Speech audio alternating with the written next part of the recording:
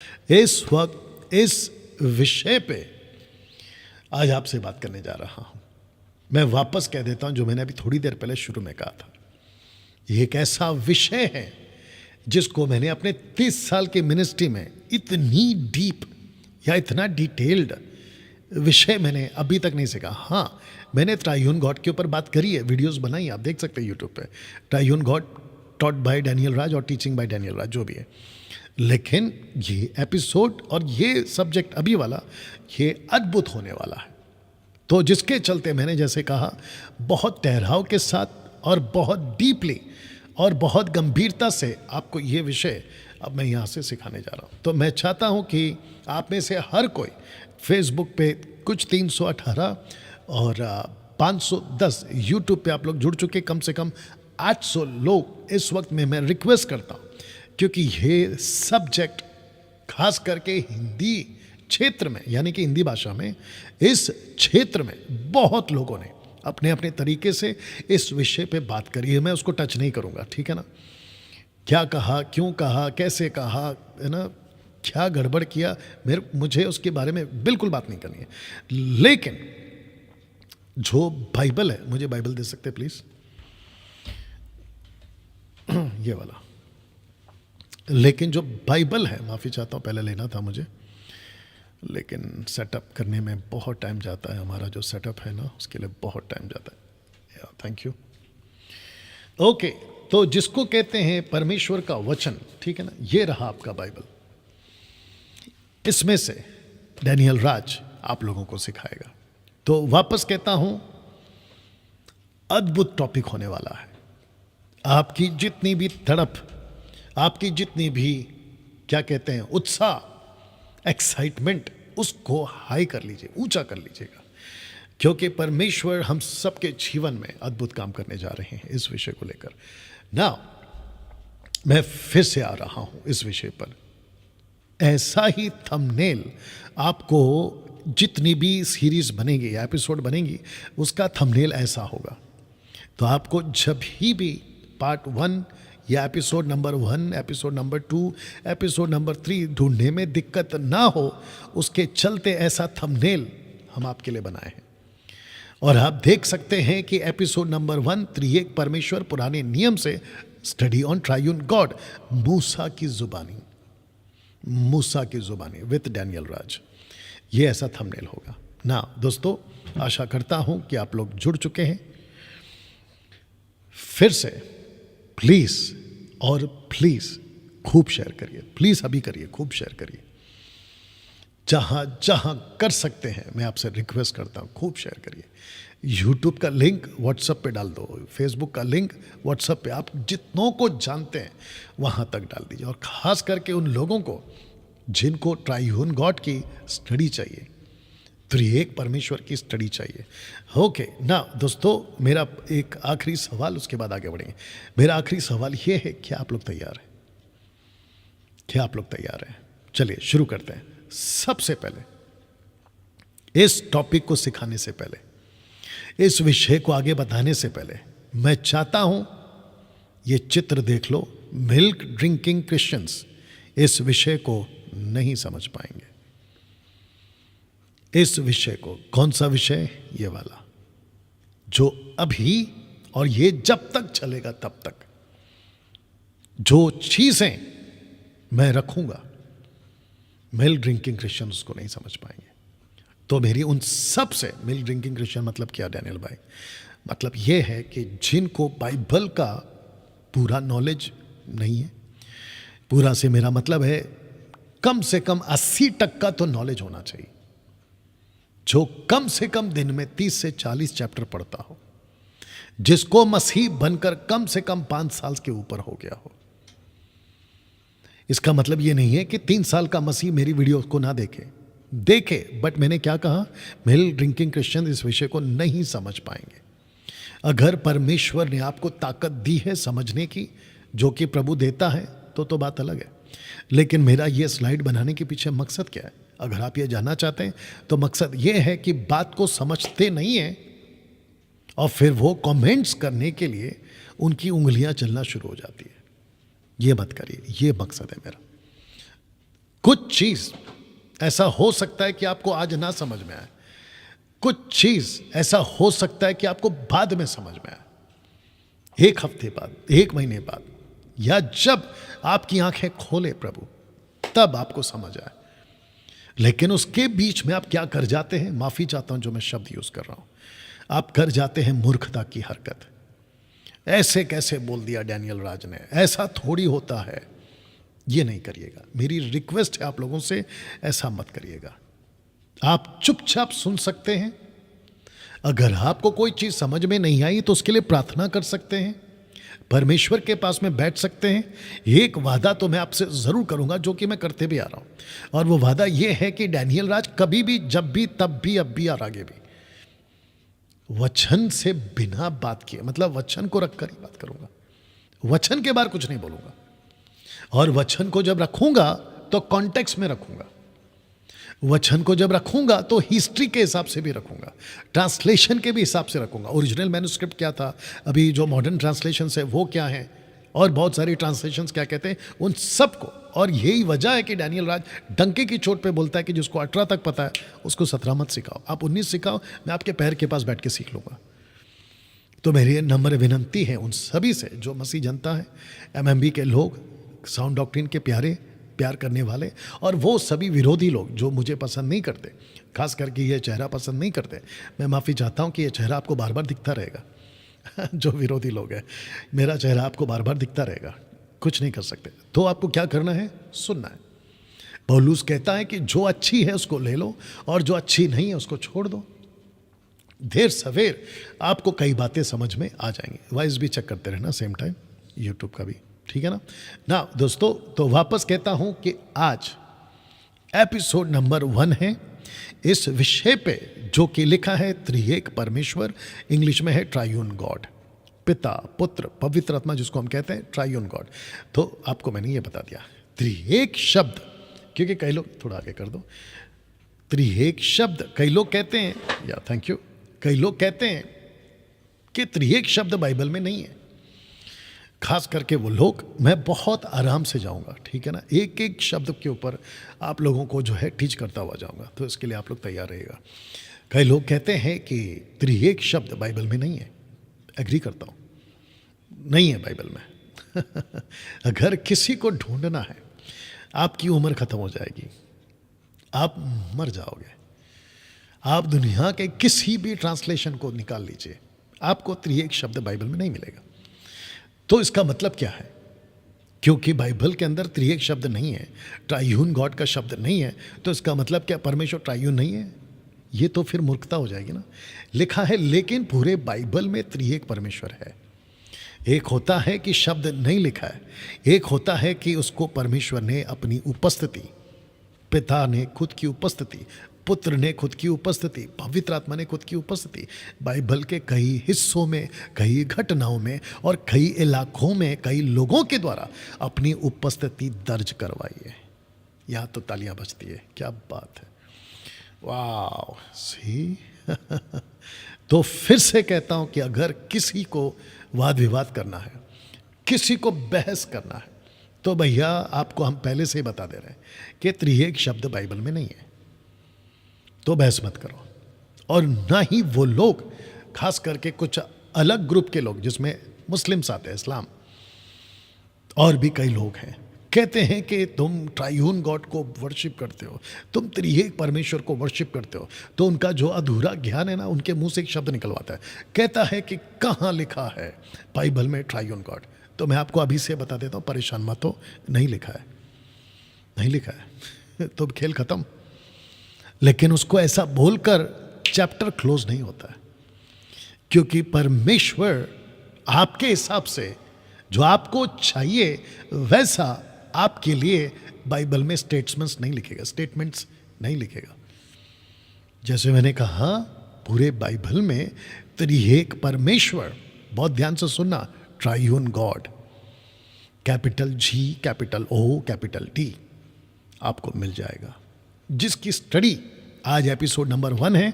आगे जैसे जैसे बढ़ेंगे आपको मैं देता जाऊंगा। लेकिन वापस कहता हूं, बहुत ध्यान से सुनना होगा। मैं बहुत ठहराव के साथ एक एक बात को आपके बीच में रखूंगा। तो ये हो गया एक कि त्रिएक शब्द बाइबल में नहीं है, या लेकिन पूरे बाइबल में त्रिएक परमेश्वर है। जैसे यीशु ने कभी नहीं कहा कि मैं गॉड हूं। हम एग्री करते हैं, हम एग्री करते हैं, लेकिन पूरे बाइबल में यीशु गॉड है, शब्द नहीं है। लिखा है शब्द नहीं है लेकिन परमेश्वर है। यीशु ने कभी नहीं कहा लेकिन यीशु है। वाह, थाली बजा सकते प्रभु की महिमा के लिए। या आपको ये दो बात समझ में आना चाहिए। मैं तीसरा भी रख सकता था, जानते हो कौन सा? कि जिसको हम बाइबल कहते हैं ना, शब्द बाइबल, वो तक बाइबल में नहीं है। तो इसका मतलब क्या है? बाइबल नहीं पढ़े या ग्रीक वर्ड और लैटिन वर्ड मिला के बिबलिया, जिसका अर्थ होता है बुक्स। बाइबल, बुक्स, परमेश्वर की किताबें, परमेश्वर की पुस्तकें जिसमें परमेश्वर का वचन है, स्क्रिप्चर, वो यहां पर मौजूद है। तो दोस्तों, आपको अभी तक ये दो बातें, कौन कौन सी? ट्रायून गॉड यानी कि त्रिएक शब्द बाइबल में नहीं है, लेकिन तीनों परमेश्वर का जिक्र बाइबल में जरूर है। यीशु ने कभी नहीं कहा कि मैं गॉड हूं, लेकिन यीशु बाइबल में गॉड है। तो जिसको बहस करना है, मैंने उसका मुंह यहीं बंद करवा दिया। हमको नहीं चाहिए डैनियल भाई, अगर ऐसा नहीं लिखा है तो हम यीशु को नहीं मानते। तो भैया किसने बोला है? आप अपने रास्ते जाने के लिए आज़ाद हैं वो चाहे मुस्लिम हो, वो चाहे जूइश हो, वो चाहे हिंदू हो, वो चाहे क्रिश्चियंस हो। क्रिश्चियंस में बहुत सारे डिनोमिनेशन है, कम से कम 3000 प्लस डिनोमिनेशन है। अगर आपको नहीं मानना है, जस्ट लीव, दैट्स इट। और क्या बोल सकते हैं? लेकिन जो मुझे बाइबल बताती है, और जब मैं बाइबल को पढ़ता हूं तो मुझे यीशु दिखता है, और यीशु मुझे परमेश्वर जैसा दिखता है, परमेश्वर ही दिखता है, जिसको आगे रखेंगे ना। इसको समझिए। आपके बीच में सबसे पहले मैं ये रख दे रहा हूं कि इसको समझिए। डैनियल भाई, किसको समझे? यीशु की प्रार्थना। लिखा है कि यीशु की प्रार्थना में 3 बातें। कब? चित्र देख लीजिएगा। यूहन्ना की किताब, बाइबल पढ़ना था, देख लीजिएगा। यूहन्ना की किताब, उसका 17वां अध्याय में, मैं आपको अभी पहले बता देता हूं कि यीशु ने अपने चेलों के साथ में, जिसको हम कह सकते हैं कि ऊपरी कोटि प्रार्थना, ये जो चित्र है प्रार्थना का चित्र है, इसलिए मैंने रखा है कि ऊपरी कोटि में जब यीशु प्रार्थना कर रहे थे, ये वही कोटि है, अपर रूम जिसको कहते हैं, जहां 120, नॉट 12, 120, जहां जिसने, या आप जाके बुला सकते हो, जिसको हम कह सकते हैं कि ऊपरी कोटि में जब यीशु ने प्रार्थना करी, तो यहाँ 3 बातें। मैं चाहता हूं कि इसको बहुत ध्यान से आपके बीच में मैं उसको रखूंगा एक एक करके। तो लिखा है कि सबसे पहला, वे तुझे जाने। आप सभी को ये वचन पता होगा, यूहन्ना की किताब उसका 17 का 3। दूसरा, इनको तेरा वचन सौंप दिया है, यूहन्ना 17 का 14। दूसरा और तीसरा, इनको दुष्ट से बचा के रख, यूहन्ना 17 का 15। तो ऐसे 3 शब्द या 3 बातें जिसके ऊपर हम यहाँ पर देख सकते हैं कि यीशु की प्रार्थना में ये 3 शब्द या 3 बातों पे जोर आपको जो है देखने को मिलेगा। तो सबसे पहले मैं चाहता हूँ कि जो सलोमी बाइबल पढ़ती हैं उसको थोड़ा सा वक्त लगेगा, तब तक मैं आपके लिए पढ़ देता हूँ। जो कि लिखा है यूहन्ना की किताब उसका 17वां अध्याय और वचन 3। अगर आपके पास में बाइबल है, तो मैंने क्या कहा था शुरू में, ये स्टडी है, तो उसके हिसाब से आपको चलना होगा। और मुझे बेहद खुशी है कि ये टॉपिक परमेश्वर ने मुझको और आपको सिखाने के लिए दिया है। लिखा है यूहन्ना 17 का 3 में, अनंत जीवन यह है कि वे तुझ एकमात्र सच्चे परमेश्वर को और यीशु मसीह को जिसे तूने भेजा है, लास्ट का लाइन गौर करना, जाने। या लिखा है कि ये तुझे जाने। मैं चाहता हूं कि ये जो शब्द है पहला वाला, मैं उसके लिए पीछे चले जा रहा हूं थोड़ा सा, ताकि आपको फोकस इसी पे रहे। और मुझे बेहद खुशी है कि कम से कम बड़ी तादाद में आप लोग जुड़ रहे हैं, 411 के ऊपर, और यूट्यूब पे अगर मैं गलत नहीं 670, तो कम से कम 1000 के ऊपर आप लोग जो इस वक्त में लाइव हैं। मैं आप सबका वेलकम करता हूं यीशु के नाम में। मेरे साथ आखिर तक बने रहिएगा, ऐसा अध्ययन या ऐसी स्टडी आपके बीच में मैं दे रहा हूँ, get ready with the Bible. आपको मैं ऐसा अध्ययन दे रहा हूँ और ये जब तक एपिसोड ख़त्म नहीं होता आपके होश उड़ने वाले हैं, इतना ध्यान रखिएगा। क्योंकि जो तरीके से परमेश्वर की आत्मा ने मुझे इस विषय पे, जिसको कहते हैं ट्राइयून गॉड, त्रिएक परमेश्वर, जो कंटेन या मसाला, आत्मिक मसाला आपकी खुराक के लिए, आपके रूह की खुराक के लिए जो दिया है, वो आपको मज़ा आ जाएगा, मज़ा आ जाएगा। तो मैं चाहता हूँ कि सलोमी आ चुकी है और जो अभी आपके लिए वचन को पढ़ेंगे, जो कि मैंने आपको पढ़वा दिया है, यूहन्ना की किताब उसका 17:3, जो कि कहता है कि अनंत जीवन यह है कि वे तुझ एकमात्र सच्चे परमेश्वर को और यीशु मसीह को जिसे तूने भेजा है जाने, तुझे जाने। या तो जिसके चलते दोस्तों ऐसी प्रार्थना यीशु ने क्यों की, बहुत ध्यान दीजिएगा। लिखा है अनंत जीवन ये कि वे तुझे जाने। Methodist, Catholic, Protestant, Baptist, charismatic, Pentecostal, ये वाले वो वाले, ऐसे वाले वैसे वाले, पैसे वाले, अब जो भी हैं देश और विदेश से, आप अगर खुद को क्रिश्चियन कहते हैं, बहुत बड़ी बात बोलने जा रहा हूं, जो खुद को क्रिश्चियन कहते हैं, आप चर्च को तो जान गए, पास्टर को जान गए, चर्च के रास्ते को जान गए कि कैसे जाते हैं, आप सब कुछ जान गए, लेकिन जिस परमेश्वर को जानना है, अगर उसको नहीं जाना, मसीह बनना बेकार, आपका मसीह बनना बेकार। तो जिसके चलते मैं चाहता हूं कि दूसरा वचन यूहन्ना 17:14, यानी कि उसी का 14, 17:14, ये दूसरी बात या दूसरा टॉपिक जो परमेश्वर यीशु ने प्रार्थना करी, उनको तेरा वचन सौंप दिया। आइए सुनते कैसे जी। मैंने तेरा वचन उन्हें पहुंचा दिया है। वापस से पढ़ो, शुरू से पढ़ो जी। मैंने तेरा वचन उन्हें पहुंचा दिया है, हाँ। और संसार ने उनसे बैर किया, क्योंकि जैसा मैं संसार का नहीं, वैसे ही वे भी संसार के नहीं। बस, तो इसको कहते हैं कि मैंने तेरा वचन उनको पहुंचा दिया। लिखा है उनको तेरा वचन सौंप दिया। प्रश्न है क्यों?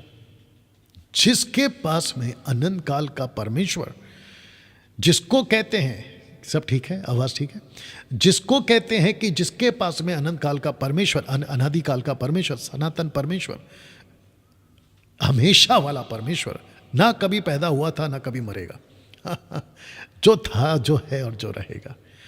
अगर उस परमेश्वर को समझना है तो यीशु कहता है कि मैंने तेरा वचन उन्हें पहुंचा दिया। ये वाला बहुत ध्यान सुनना होगा, समझना होगा। इसके बगैर आप परमेश्वर को कभी नहीं समझ पाओगे। मुझे ताज्जुब है, मैं उनके ऊपर सॉरी फील करता हूं, उनको मैं बिचारे जैसा दिखता हूं। बिचारा समझते ना, हाँ, गरीब बिचारा जैसा, जो बाइबल को रख कर बाइबल नहीं पढ़ते, बाइबल को रख कर बाइबल नहीं पढ़ते। ये तो ऐसा हो गया कि डॉक्टर ने पूछा, भाई तुम तो दिन प्रतिदिन बीमार कमज़ोर होते जा रहे हो, और तुम्हारी हालत तो ऐसी है कि तुम कल परसों मर भी जाओगे। क्या वजह है? क्या तुम खाना नहीं खाते? क्या तुम्हारे पास खाना नहीं है? आदमी डॉक्टर को कहता है कि डॉक्टर साहब पूरे घर के अंदर खाना ही खाना है, राशन ही राशन है, बस दिक्कत यह है कि मैं उसको खाता नहीं हूँ।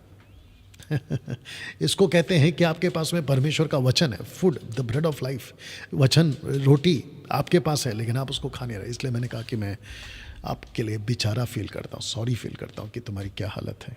तो जिसके चलते मैं आपको बता दूँ, तेरा वचन मैंने सौंप दिया है। तो यीशु ने अपना वचन उनको सौंपा है। अब जानना चाहते तीसरा क्या है, उसी का नेक्स्ट वर्स पढ़िए, यानी कि 15। लिखा है कि अब क्योंकि वो तुझे जान गए हैं, अब क्योंकि तेरा वचन उनको मिल चुका है, अब दुष्ट लूसीफर उनके पीछे पड़ गया है। पढ़िए। मैं यह विनती नहीं करता कि तू उन्हें जगत से उठा ले, परंतु यह कि तू उन्हें उस दुष्ट से बचाए रख। आपको माइक में बोलना है, जो मैं पूछूंगा। क्या लिखा है? किससे बचा के रख? दुष्ट। या टक करके आना है और सटीक आना है, ठीक है ना? ये दुष्ट कौन है? जितने लोग अभी देख रहे हैं, और मैं इनको भी पूछूंगा, सलोमी को भी पूछूंगा कि ये दुष्ट कौन है आपके हिसाब से? ये दुष्ट कौन है? ओके, मैं जानता हूं कि आपने अपने अपने तरीके से टाइप करके बता दिया होगा, ये दुष्ट कौन है? ओके, देखिए वो व्यक्ति जो पहला पॉइंट है, तुझे जाने, यानी कि परमेश्वर को। दूसरा, तेरा वचन उनके पास पहुंच चुका है। तो पहला है परमेश्वर को जान गए, दूसरा है वचन पहुंच चुका है। और जब ये हो रहा है तो यीशु प्रार्थना करता है कि इन्हें दुष्ट से बचा के रख। और इसका कनेक्शन मैं आपको दे देता हूं, और मैं चाहता हूं कि आप जल्दी से पढ़ें, क्योंकि ये स्टडी है। और मैंने आपको क्या कहा था, मैं बहुत ठहराव के साथ जाऊंगा ताकि एक एक बात आपको समझ में आए। 2 कुरिन्थियों 11वां अध्याय वचन 3। ओके, काम करो, 2 से पढ़ो। 2 कुरिन्थियों 11 का 2 से। 2 Corinthians chapter 11 वर्स फ्रॉम 2। और जितने देख रहे हैं, मैं रिक्वेस्ट करता हूं कि खूब शेयर करें, अभी से करें। या जिसने लिखा है लूसीफर, बिल्कुल सही जवाब, Prakash Bohra, Lucifer, very good answer ji. क्योंकि मैं तुम्हारे विषय में ईश्वरीय धुन लगाए रहता हूँ, हाँ। इसलिए कि मैंने एक ही पुरुष से तुम्हारी बात लगाई है, एक ही पुरुष से तुम्हारी बात लगाई है कि तुम्हें पवित्र कुंवारी के समान मसीह को सौंप दूं। आगे, परंतु मैं डरता हूँ। मैं डरता हूं। यीशु प्रार्थना करते हैं कि जिसके पास में परमेश्वर, जिसके पास में वचन, और दुष्ट उसके पीछे पड़ चुका है। परमेश्वर, यीशु प्रार्थना करते अपने पिता परमेश्वर से, मैं प्रार्थना करता हूं कि तू इनको बचा के रख। मैं भी यही कहूंगा, आपको परमेश्वर की पहचान हो गई है, आपको वचन मिल चुका है, अब आपको खुद को संभालना है। ये दुष्ट कौन है? वचन 3 पढ़िए जी। जी, परंतु मैं डरता हूँ मैं डरता हूं कि जैसे सांप ने अपनी चतुराई से हवा को बहकाया, वैसे ही तुम्हारे मन उस सिधाई और पवित्रता से जो मसीह के साथ होनी चाहिए, कहीं भ्रष्ट न किए जाए। वाह, ये फाउंडेशन था पहली सदी का। बहुत ध्यान से सुनना होगा। यीशु ने ये फाउंडेशन डाला था क्रिश्चियनिटी का। क्रिश्चियनिटी से मेरा मतलब है यीशु के followers, true followers of Jesus Christ, not religion वाला क्रिश्चियन, ठीक है ना। जब फाउंडेशन डाला था, जिसको कहते हैं पहली सदी की पहली फाउंडेशन, इसके ऊपर नींव बनेगी, इसके ऊपर मसीहत बनेगी, इसके ऊपर मसीहत आगे तैयार होगी, इसके ऊपर मसीहत जो है लोग स्वीकार करेंगे। इसको रख कर पौलुस ने, यीशु ने कहा था कि बस दुष्ट से बचा के रखना, क्योंकि दुष्ट को अधिकार मिला हुआ है कि जो मसीह के साथ नहीं है। मत्ती 13 का 19 पढ़ना जल्दी से। दुष्ट को अधिकार मिला हुआ, यानी कि लूसीफर को, कि जिस के पास में वचन नहीं है, जिस के पास में शिक्षा नहीं है, और जो वचन को नहीं समझता है, उसको अधिकार मिला हुआ है कि उसको बिगाड़ दे। पढ़िए मत्ती 13:19, मैथ्यू 13:19 जी। जो कोई राज्य के वचन सुनकर नहीं समझता, उसके मन में जो कुछ बोया गया था, उसे वह दुष्ट जाकर छीन ले जाता है। दुष्ट जाकर या आकर छीन ले जाता है। हाँ, you have to read carefully, okay. दुष्ट आकर छीन लेता है।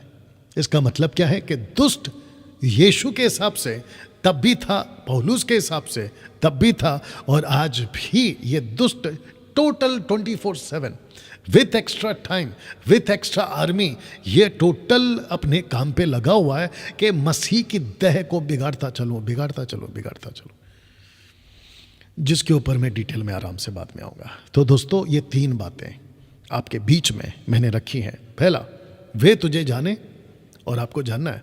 दूसरा, यीशु का वचन आपके अंदर भर भर के होना चाहिए। इसको कह सकते हैं कि अपने आप को लोडेड कर लो, जितना हो सकता है वचन से लोडेड कर लो।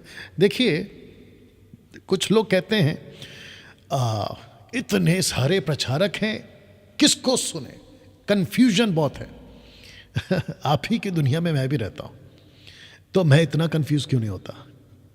अगर आप कहते हो इतने सारे प्रचारक हैं, कंफ्यूज हो रहे हैं, हमको नहीं समझ में आ रहा कौन सही है कौन गलत है, यह आपकी गलत फहमी है, यह आपकी मूर्खता है, यह आपका धोखा है।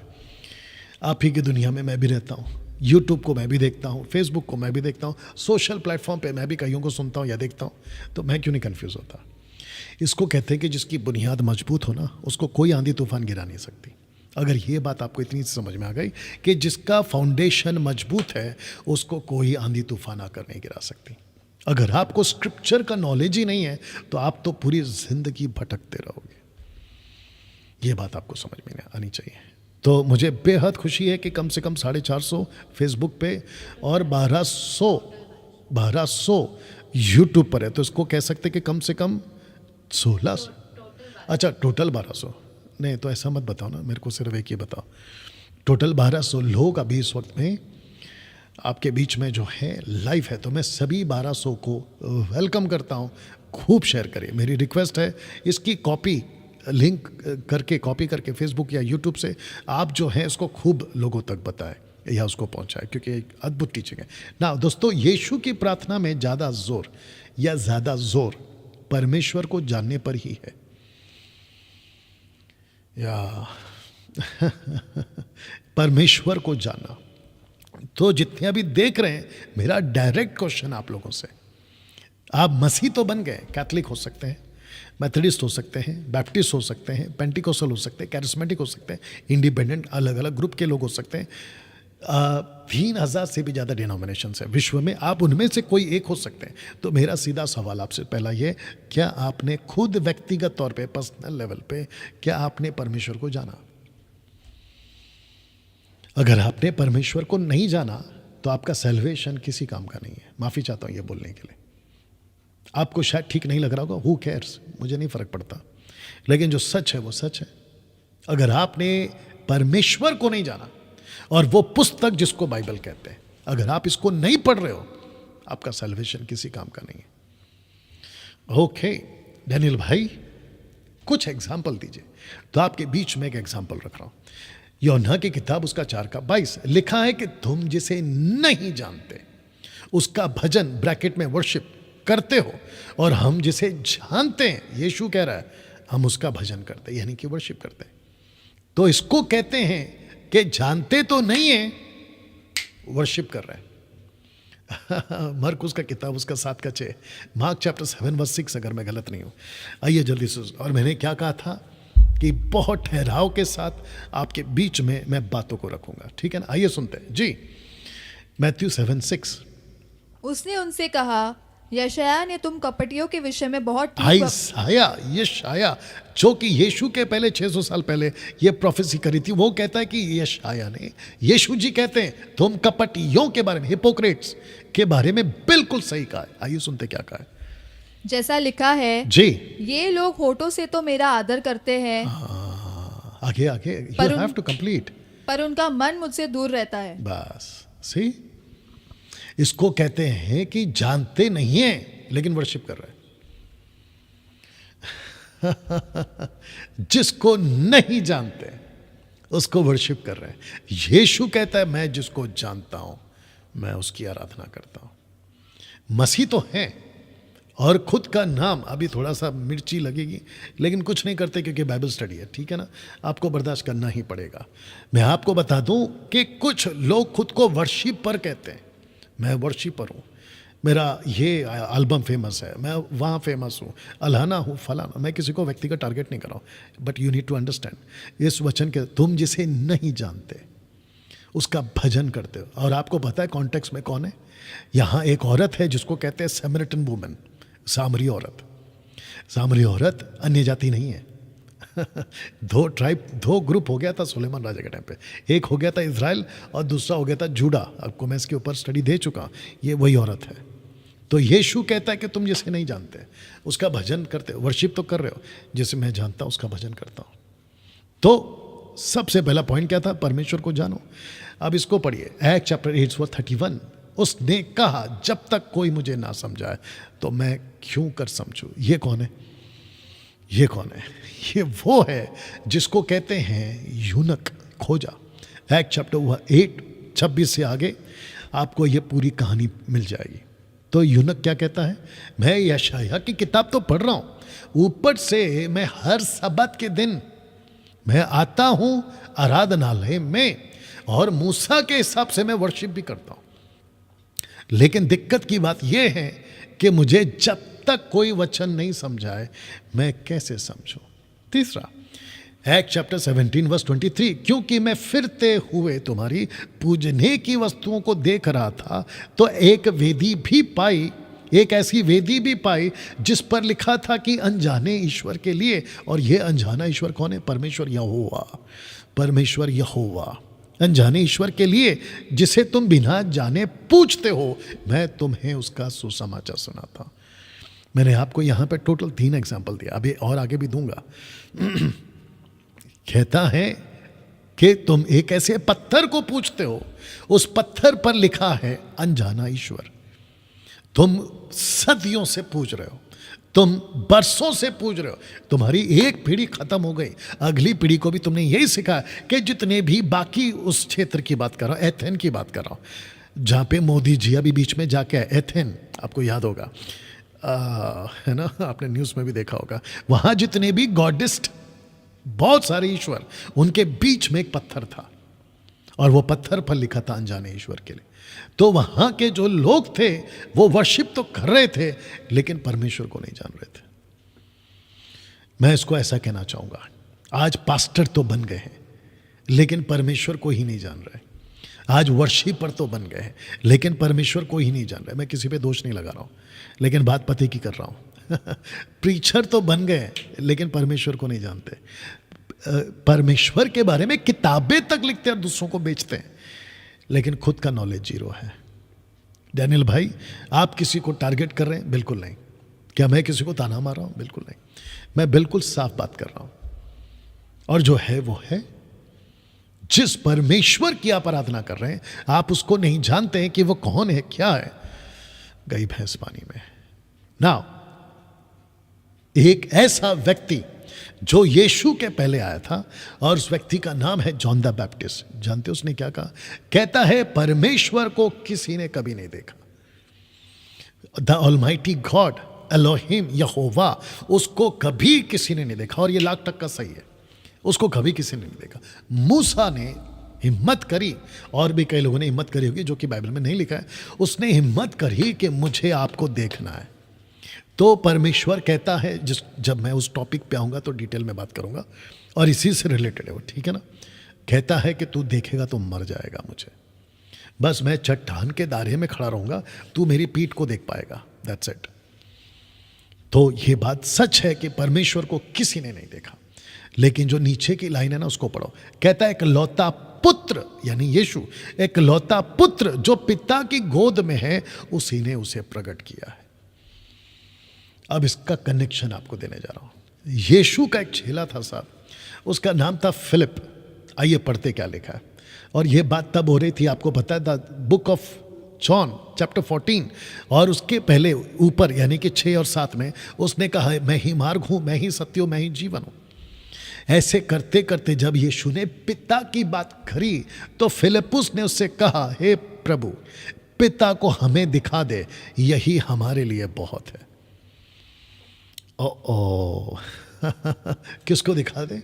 पिता को दिखा दे, यही हमारे लिए बहुत है। वचन 9, यीशु ने उससे कहा, हे फिलिपुस, मैं इतने दिन से तुम्हारे साथ हूं, और क्या तू मुझे नहीं जानता? जिसने मुझे देखा है उसने पिता को देखा है। तो तू क्यों कहता है कि पिता को हमें दिखा? आप वचन यूहन्ना 1:18 और 14:8 को आप मिला लो कि परमेश्वर को किसी ने नहीं देखा, लेकिन पुत्र यीशु ने परमेश्वर पिता को प्रकट किया है। बताइए। इसलिए मैंने क्या कहा था कि आप अगर मसीह बने हैं, आपको शास्त्र को पढ़ना होगा, क्योंकि सब कुछ यहां पर है। और अगर आप इसको नहीं समझे, आप कुछ नहीं समझे। मैं परमेश्वर का धन्यवाद देता हूं कि यह आदमी जो आपके सामने बैठा है, यह 5वीं क्लास 3 बार फेल है, उसके बावजूद परमेश्वर ने यह ग्रेस दिया है कि मैं आप लोगों को ये बातें सिखा सकूं।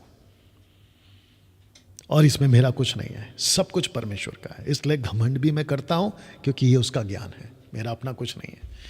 नाउ 2 कुरिन्थियों 4:6 आपके बीच में रख रहा हूं।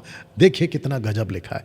इसलिए कि परमेश्वर ही है जिसने कहा कि अंधकार में से ज्योति चमके, और वही हमारे हृदय में चमका।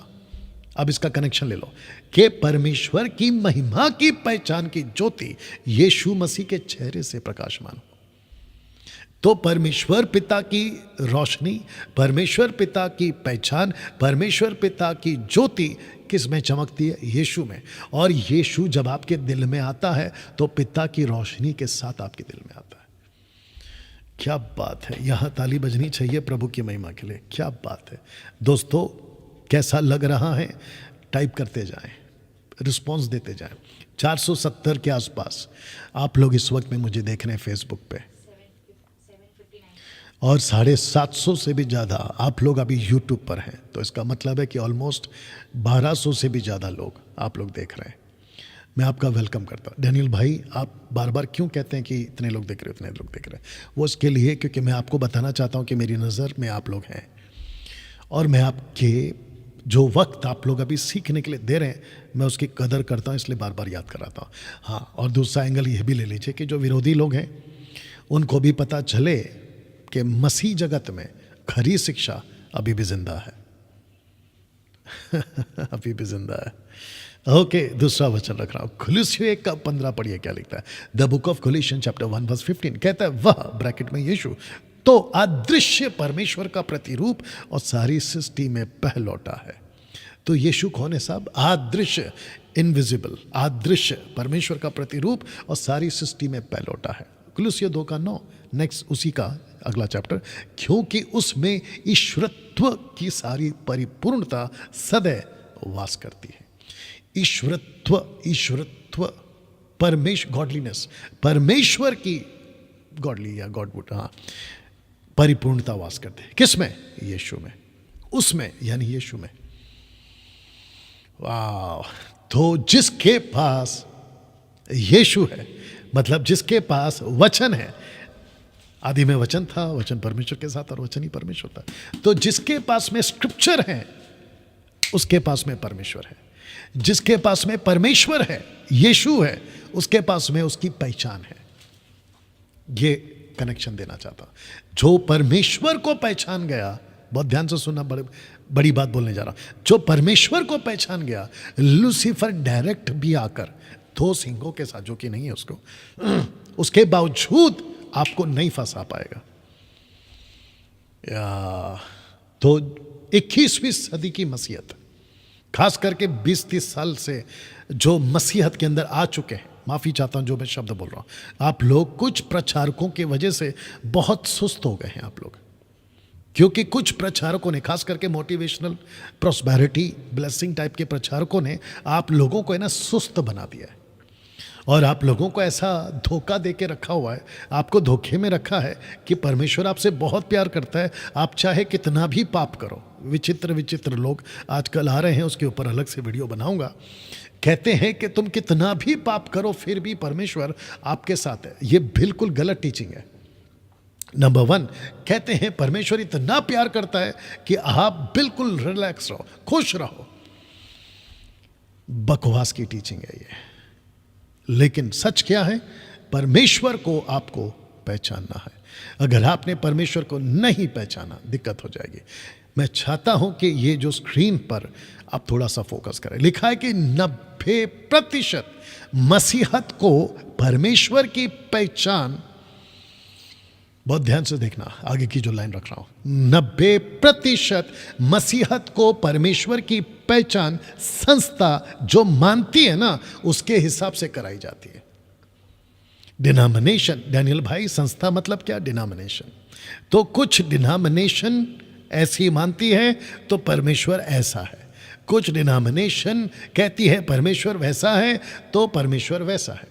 तो संस्था की बेस पे परमेश्वर की पहचान कराई जा रही है। परमेश्वर पत्थर है, संस्था कहती है तो परमेश्वर पत्थर है। संस्था कहती है परमेश्वर एक है तो परमेश्वर एक है। संस्था कहती है कि एक ही परमेश्वर यानी सिर्फ यीशु है, पिता नहीं है, पुत्र, पवित्र आत्मा नहीं है, तो मान लिया। 90% मसीहत को परमेश्वर की पहचान संस्था जो मानती है उसके हिसाब से कराई जाती है। कम ऑन, यस और नो? अगर मैं गलत बात कर रहा हूं मुझे डालिए कमेंट में, बताइए। संस्था के हिसाब से बाइबल नहीं लिखी। जब परमेश्वर ने वचन दे रहे थे ना, मूसा हो, पौलुस हो, पतरस हो, या जितने झार मेजर और 12 माइनर प्रॉफिट, टोटल 16 प्रॉफिट्स, उनके हिसाब से जो क्या कहते ना वो मानते नहीं दी।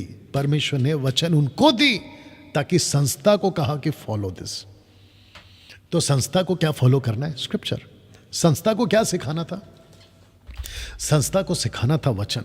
लेकिन संस्था क्या सिखा रही है और सिखाती जा रही है और आगे भी सिखाती जाएगी। अगर इसको नहीं रोका तो जो कहती है वो कहते हैं, मैंने कितनों के मुंह से सुना है, पता है आपको, कहते हैं कि मेरा बड़ा पास्टर ये कहता है इसलिए मैं मानूंगा। अपने बड़े पास्टर को डालो डब्बे में। आपका बड़ा पास्टर क्या कहता है हमको उससे कोई फर्क नहीं पड़ता। अफ्रीका का बड़ा पास्टर है तो क्या हुआ, अमेरिका का बड़ा पास्टर है तो क्या हुआ। मैं जिस पास्टर की बात कर रहा हूं ना वो पास्टर स्वर्ग का है, उसका नाम है यीशु। अब बताओ यीशु से बड़ा कोई और पास्टर हो सकता है या? तो तुम मेरे को और न ही मसीह की देह को कोई बड़े पास्टर का दम दिखाना मत करना, क्योंकि यीशु से बड़ा पास्टर कोई नहीं है।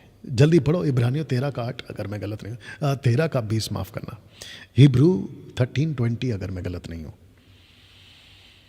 हिब्रू 13:20 या जी। जितने फेसबुक यूट्यूब पर हैं खूब शेयर करते जाएं। 500 के आसपास फेसबुक पे जुड़ गए अभी, 800 बाप रे 1300 वंडरफुल जी। अब शांतिदाता परमेश्वर जो हमारे प्रभु यीशु को जो बेड़ों का महान रखवाला है, नहीं वहां पे लिखा है महान रखवाला है, महान रखवाला है। हाँ आपको सट करके बोलना है, ठीक है ना। आप खुद पढ़ती हैं तो आपको पता होना चाहिए, वहां लिखा है महान रखवाला। यस, एग्जैक्टली, महान रखवाला। और इंग्लिश में पढ़ो या दोस्तों मैं आराम से इसलिए जा रहा हूं ताकि आपको एक एक चीज, कहते हैं ना जब हम मीट खाते हैं खास करके हड्डी, क्या बोलते हैं उसको, नली, तो उसको चूस चूस के खरो, क्या बोलते हैं उसको, चबा चबा के जैसे तैसे उसका पूरा रस लेते हैं आप लोग। हमारे घर में 2-3 लोग हैं ऐसा खाने वाले, इसलिए मेरे को पता चला, ठीक है ना। वैसे ही आपको वचन का जो मीट है ना ऐसे खिला रहा हूं और आपको खाना भी है जी। Now the God of peace that brought again from the dead our Lord Jesus, that great shepherd. Great shepherd, वाह। तो ग्रेट लिखा है, Yes. क्या बात है, सी ग्रेट लिखा है। अब यीशु से बड़ा पास्टर तो मैं किसी को नहीं मानता। डैनियल भाई आपको नहीं पता, सफेद कोट वाला बहुत पावरफुल है, डब्बे में डाल उसको। काला कोट वाला बहुत फेमस है, डब्बे में डाल उसको। मुझे यीशु की नकल वाला पास्टर चाहिए, मुझे यीशु की नकल वाला सेवा चाहिए, मुझे यीशु की नकल वाली मिनिस्ट्री चाहिए, क्योंकि मैं खुद भी यीशु को नकल करता हूँ। और यीशु की नकल करना कोई छोटी बात नहीं है, बल्कि बहुत बड़ी बात है।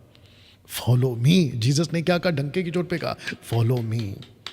If you follow me you will have a eternal life.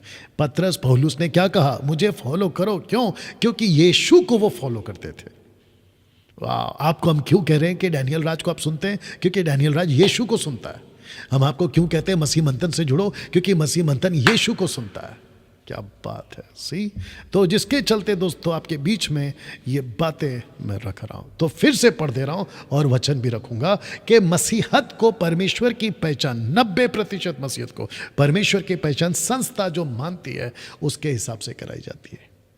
Daniel भाई हमको इसका कनेक्टेड कोई स्क्रिप्चर दीजिए, लीजिए आपके बीच में रख दे रहा हूं। मत्ती की किताब उसका 23 का 14 से 15, और मैं चाहता हूं कि आप माइक में उसको यहां पे पढ़ेंगे, ठीक है ना जी।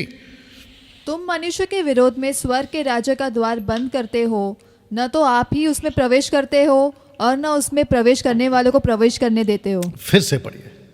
तुम मनुष्य के विरोध में स्वर्ग के राज्य का द्वार बंद करते हो, न तो आप ही उसमें प्रवेश करते हो और न उसमें प्रवेश करने वालों को प्रवेश करने देते ओके, हो। जो शब्द है ना उसको ध्यान दीजिएगा। लिखा है कि तुम, अभी जो इतने देख रहे हैं जो ऐसा हरकत करते हैं, मैं उनसे कहना चाहता हूं कि तुम पर मनुष्य के विरोध में स्वर्ग के राज्य का द्वार बंद करते हो। किससे बंद करते डैनियल भाई? अपनी टीचिंग से। किससे बंद करते डैनियल भाई? अपनी संस्था की गलत टीचिंग से।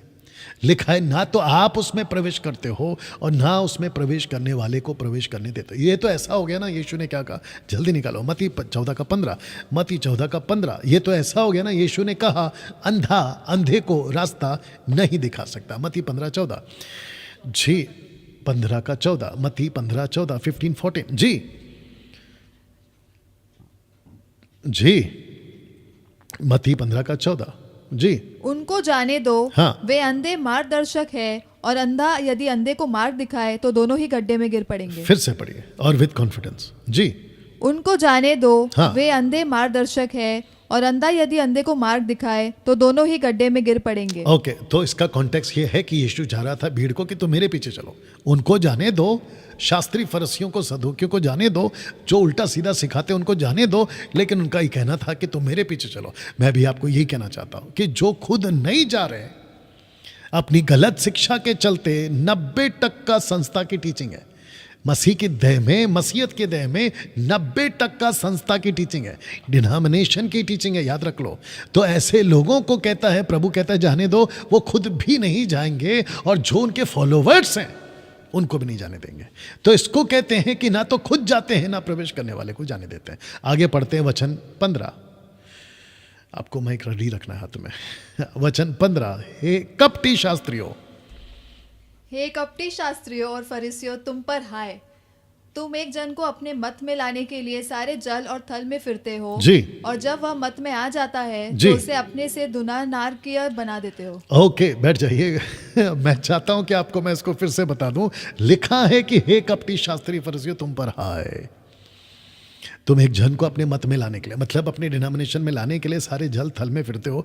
जल थल का मतलब पता है कि यहाँ घूमते हो, वहाँ घूमते हो, इसको पकड़ो उसको पकड़ो, जितनी चालाकी से तुम काम कर सकते हो तुम करते हो, और उसको इतना धोखा दे के तुम फंसा लेते हो। मुझे ताज्जुब है कि आज बहुत सारे ग्रुप वाले लोग हैं। मैंने लिस्ट बनाई थी कल्ट ग्रुप्स की, उसमें जवा विटनेस है, उसमें ओनली जीसस है, वन गॉड वाले हैं, इल्यूमिनाटी है, और क्या है, हाँ मॉर्मोन्स है, और सर्वशक्तिमान परमेश्वर, बिजली चमकना, और क्या है, क्या कोई बर्मन कोई नाम है एक आदमी का, खुद को यीशु बताता है, पता नहीं क्या करता है। वन गॉड के नाम पे बैप्टिज्म देता है, बपतिस्मा यीशु के नाम पे होना चाहिए, एक्ट चैप्टर 2 वर्स 38। ऐसे जितने भी कल्ट के ग्रुप के लोग हैं, कहता है कि तुम जल थल में घूमते हो और अपने मत में लाने के लिए तुम जमीन आसमान एक कर देते हो, और जब वो आ जाता है तो अपने से ज्यादा दूना नरकीय बना देते हो, अपने से ज्यादा उसको नरकीय बना देते हो। इसका मतलब है कि ना खुद जाओगे ना तो उसको को जाने दोगे। तो मैंने क्या कहा था आपसे कि 90% मसीहत को परमेश्वर की पहचान संस्था के द्वारा कराई जा रही है। और आपको पता है, जरा सोच के देखिएगा दोस्तों, अगर संस्था वाला, ऐसी उल्टी सीधी संस्था वाला इस वचन के हिसाब से अगर खुद नहीं जा रहा है, तो जिसने उसको जो पट्टी पढ़ाई है, जो पट्टी पढ़ाई है संस्था वालों ने उनके लोगों को, अगर वो मुझे मिल जाए या मैं उनको मिल जाऊं या मेरी वीडियो उनको मिल जाए, आप खुद बताओ क्या मेरी बात उनको पटेगी? नहीं पटेगी। वो मुझे क्या बोलेंगे, डैनियल राज की टीचिंग गलत है, डैनियल राज गलत सिखा रहा है। क्यों? क्योंकि आंख पे पट्टी है। मैं कुछ रखूंगा अभी आपके बीच में, मैं चाहता हूं कि आप उसको ध्यान देंगे ना। मैं चाहता हूं कि जितने लोग देख रहे हैं फेसबुक पर, यूट्यूब पर, आपकी उंगली चलती रहे। जो रिस्पॉन्ड करना है आपको, हार्ट का, थंब का, जैसे आपको ठीक लगे आप करते जाएं, क्योंकि फेसबुक और यूट्यूब थोड़ा बिजी रखिएगा आपके द्वारा ना। दोस्तों इसको रख रहा हूं अभी, संस्था वर्सेस पवित्र शास्त्र, या डिनोमिनेशन वर्सेस स्क्रिप्चर, ये भी डाल सकते थे, लेकिन ये काफ़ी है। संस्था वर्सेस पवित्र शास्त्र, तो इसको कहते हैं, जरा ध्यान देना और मेरे हाथ को भी देख लो, इसको कहते हैं, ये है पवित्र शास्त्र, और इसके बिल्कुल ठीक अपोजिट में है डिनोमिनेशंस, यानी कि संस्था, चर्चेस, और वो कोई भी हो सकता है। तो चर्च चलता है अलग और वचन चलता है अलग। अभी आपने वचन सुना मत्ती 15:14, क्या कहता है? उनको जाने दो। क्यों? क्योंकि वो अंधे रास्ते दिखाने वाले लोग हैं। आज की 21वीं सदी में टोटल यही चल रहा है। आज संस्था अलग जा रही होती है, शास्त्र अलग जा रहा होता है। अब आप सोच के देखिए, संस्था यीशु के नाम पे चलती है, संस्था में भी बाइबल होती है, संस्था में भी परमेश्वर की बातें, आराधना, सब कुछ होती है, लेकिन संस्था वचन के आधार पर नहीं चलती। और यीशु ने क्या कहा कि जो कोई, निकालिए यूहन्ना की किताब, उसका 15:7 पढ़िए जल्दी से। यूहन्ना 15:7, जी यूहन्ना 15:7, यूहन्ना 15:7। यदि तुम मुझ में बने रहो जी। और मेरा वचन तुम में बना रहे जी। तो जो चाहो मांगो हाँ। और वह तुम्हारे लिए हो जाएगा। ओके, वापस पढ़िए।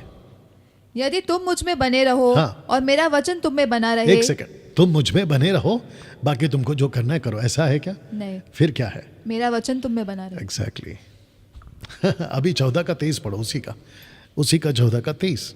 जी, मैंने कहा कि फेसबुक पे आपकी उंगलियां चलती रहे, हार्ट थंब देते रहिए। हाँ जी, यीशु ने उसको उत्तर दिया, यदि कोई मुझसे प्रेम रखेगा हाँ। तो वह मेरे वचन को मानेगा। ओके, यदि कोई मुझसे प्रेम रखेगा तो वो मेरा गाना गाएगा।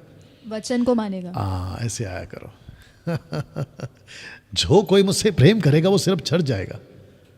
नहीं, वचन को मानेगा। ये आपको टाइट रखना एकदम, ठीक है ना। आगे और माइक बंद मत करो क्योंकि तब तक चल रहा है, चलने दो। मेरे को उससे भी तकलीफ नहीं हो रही क्योंकि तुम्हारा माइक चलना चाहिए। जी नेक्स्ट। आगे भी पढ़ना। जी और मेरा पिता उससे प्रेम रखेगा, हाँ। और हम उसके पास आएंगे, हाँ। और उसके साथ वास करेंगे। कब? जब मन में वचन होगा। जब उनके पास में मेरा वचन होगा, जब मेरे वचन को मानेंगे। तो इसका मतलब है कि जब तक परमेश्वर का वचन आपके अंदर नहीं है, ना तो पिता आएगा आपके पास, ना पुत्र आएगा। तो मेरा क्वेश्चन ये है, संस्था वर्सेस पवित्र शास्त्र, आपको संस्था चाहिए या शास्त्र? ओके डैनियल भाई, ऐसी संस्था का क्या आपके बारे में, आप अपने हिसाब से उनके बारे में क्या कहते हैं? ऐसी संस्था का क्या जिनके पास संस्था तो है लेकिन परमेश्वर का वचन भी है? एब्सोल्युटली सही है वो, मैंने कभी मना नहीं किया। अगर संस्था है अच्छी बात है, लेकिन संस्था के अंदर और वो जो भी ग्रुप है XYZ, उनके पास परमेश्वर का वचन होना, यही तो लिखा है। आप खुद को पास्टर कहते हैं, अच्छी बात है। आप अपोस्तल कहते हैं, अच्छी बात है। आप खुद को रेवरेंड कहते हैं, अच्छी बात है। आप खुद को बिशप भी कहते हैं, अच्छी बात है। लेकिन क्वेश्चन उठता है आपके अंदर वचन कहाँ है और कितना है? तो लिखा है संस्था वर्सेस पवित्र शास्त्र। लिखा है कि लड़ाई इन दोनों के बीच की ही है, आज भी और तब भी, आज भी और तब भी। दोस्तों कैसा लग रहा है अभी तक? बात समझ में आ रही है? आपके बीच अब तक जो बातें रखी है ना, इसको कहते हैं ना परिचय, इंट्रोडक्शन। अभी मैं डीप नहीं गया हूं। अब आप सोच के देखिए, अगर इंट्रोडक्शन में इतना मसाला है तो आगे कितना होगा। इसलिए मैं फिर कह रहा हूं, अपनी खुराक, क्या कहते हैं उसको, भूख को, एपेटाइट क्या कहते हैं उसको उसको जितना हाई कर सकते हो करिएगा। ओके, जितनी भूख बढ़ा सकते हो बढ़ाइएगा। मैं चाहता हूं कि कल से, अभी तो आज हमारा इंट्रोडक्शन है, ये इंट्रोडक्शन ही तगड़ा है, तो आगे क्या होगा सोच के देखिएगा, वो मैं बार बार कहूँगा। कल बड़ी अपेक्षा के साथ, और मैं तो कहता हूं कि कम से कम 10-12 लोगों को कॉल करके पहले से 6 बजे से ही कॉल करना शुरू कर दो। 8 बजने वाले हैं, जुड़ जाना। 8 बजने वाले हैं, जुड़ जाना, ठीक है ना। मैं आपको बता दूं, बड़ा मजा आने वाला है। 20-25 दिन आप जानते मैंने क्या किया? मैंने भेड़ियों को भगाया। अभी मैंने क्या किया पता है? भेड़ियों को भगा के जो बची थी ना भेड़ें, जो उनके शिकार हो गए थे, अब उनको वचन से मैं उनको मलम पट्टी कर रहा हूँ, मजबूत कर रहा हूँ। और मैं जानता हूँ कि best medicine in the world, सबसे बेहतर मेडिसिन अगर पूरी दुनिया में, वो है खुदा का वचन, परमेश्वर का वचन, जो तुरंत इलाज करता है ना। दोस्तों आपके बीच इससे रिलेटेड कुछ वचन रखने जा रहा हूँ। 2 तिमोथी 3:16 आपको पढ़ना है। 2 तिमोथी 3:16 जी। हर एक पवित्र शास्त्र परमेश्वर की प्रेरणा से रचा गया है जी। और उपदेश और समझाने और सुधारने और धर्म की शिक्षा के लिए लाभदायक है। ओके, वचन 17 को बाद में पढ़िएंगे, ठीक है ना। वापस से पढ़ते हैं, मैं पढ़ देता हूँ, लेकिन आपको इसलिए पढ़वाता हूँ क्योंकि आप मुझे सब सहयोग और सपोर्ट करते रहेंगे ना। लिखा है कि हर एक पवित्र शास्त्र, जब मैं इंग्लिश में रखूंगा तो वहाँ पर आएगा ऑल स्क्रिप्चर्स, ठीक है ना। हर एक पवित्र शास्त्र परमेश्वर की प्रेरणा से रचा गया। इसका मतलब है इंस्पिरेशन बाय गॉड। परमेश्वर क्या करते थे? लोगों को प्रवोक करते थे, प्रॉफिट्स को, याजकों को, नबियों को, पौलुस को, पतरस को, डैनियल को, यानी कि बाइबल वाला डैनियल मैं नहीं, इन सब को प्रवोक करते थे, मतलब उत्साहित करते थे कि बोलो बोलो बोलो। तो लिखा है कि हर एक पवित्र शास्त्र परमेश्वर की प्रेरणा से रचा गया। उपदेश, अब जो ये लाइन है ना, समझाने, मैंने उसका फॉन्ट बड़ा कर दिया। तो लिखा है कि समझाने और सुधारने। ऐसा क्यों? क्योंकि बहुत लोग बिगड़ गए थे तब भी, बहुत लोग बिगड़े हैं अब भी, और अगर इसको ठीक नहीं किया ना, आगे भी कई सदियों तक बिगड़ते जाएंगे। दोस्तों कैसा लग रहा है? तो लिखा है कि पवित्र शास्त्र आपको दिया गया है। इधर देखिए, ये आपको दिया गया है ताकि आप सुधारें, सबसे पहले डिडास्का यानी उपदेश, उसके बाद उनको समझाना, सुधारना धर्म की शिक्षा के लिए लाभदायक है। वचन 17 जानते हो क्या कहता है? ताकि परमेश्वर का जन सिद्ध बने। अब इंग्लिश में क्या लिखा है देखो, according to King James Bible, all scripture is given by inspiration of God and is profitable for doctrine, for reproof, for correction, for instruction in righteousness।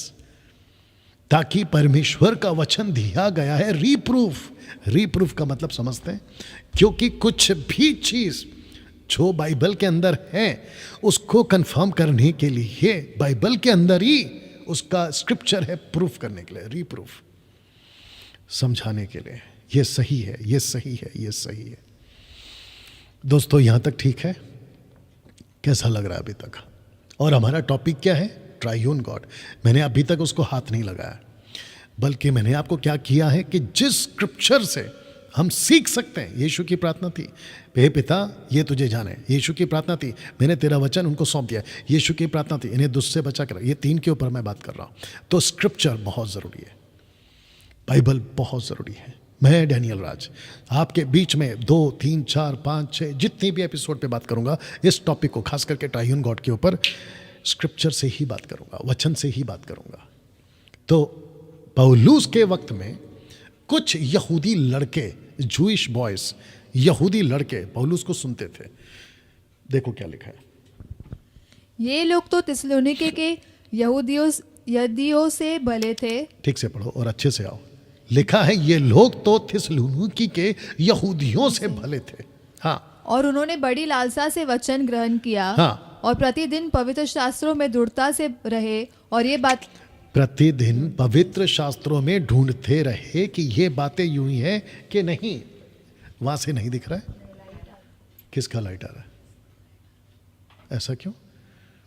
अभी तक तो नहीं आता था, उसको बंद क्यों कर रही हो? मैंने बोला ना ऑन रखो। ओके, वापस पढ़िए।